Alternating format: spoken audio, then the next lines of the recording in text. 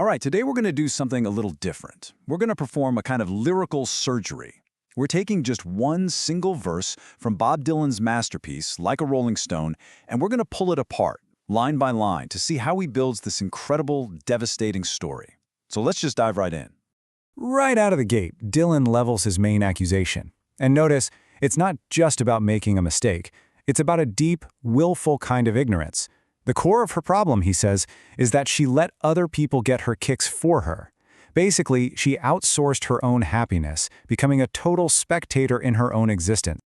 So that brings us to our first section, Frowns on the Clowns. This is where Dylan really starts to paint this picture of a person who's completely disconnected from the reality of the people around her.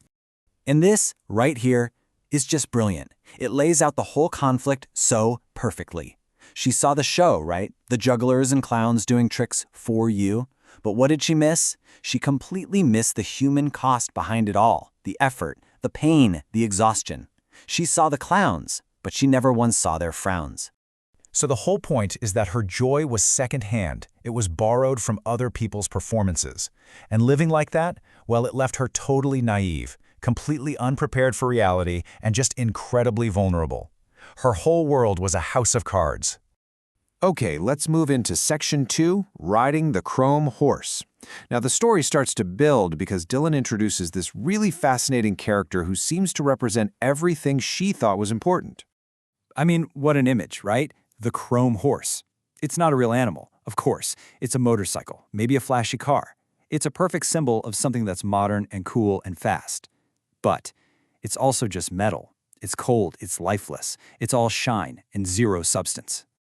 And look who she's riding with. He's not just a boyfriend, he's a diplomat. Dylan's choice of words is always so precise. A diplomat is charming, sophisticated, worldly. He knows how to navigate social circles. He was basically her ultimate status symbol. And then you get this final, almost absurdly perfect detail, the Siamese cat. It just adds this whole other layer of exotic, mysterious coolness to the picture. The whole thing is an image, carefully constructed, designed for one purpose, to look good. So we have this perfect image of cool. And because this is a Bob Dylan song, you know what's coming next. Section 3, The Great Pretender. That carefully built image, it's about to get completely shattered. And listen to how he does this. He pauses the whole story to ask a question. And he's not just asking her, he's asking us. Ain't it hard? It's a brilliant move that forces you to lean in, to hold your breath for the devastating turn you know is coming. And there it is. Boom! The illusion is gone. The diplomat, the guy with the cool car and the exotic cat, turns out he was a complete fake, a fraud. He wasn't the center of the universe like she thought. He wasn't even in the right zip code. Now, to really feel the punch of that line, you have to get the slang from the 1960s. Being where it's at meant you were at the very heart of what was real, what was authentic and cool. It was the total opposite of being a fake or a square. So for her to find out her guy wasn't where it's at, it meant her entire world, everything she based her identity on, was a complete lie.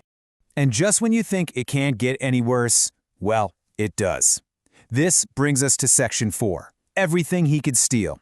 Because this isn't just about him being a fake, it's about outright betrayal. So yeah, the diplomat wasn't just a pretender. He was a thief. He didn't just let her down, he completely cleaned her out.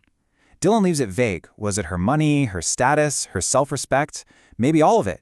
The point is, he took everything he possibly could and then just left her with nothing. And that complete and total devastation leads us right into the song's iconic, punishing, and unforgettable climax. Section 5, How Does It Feel? Here comes the first hammer blow.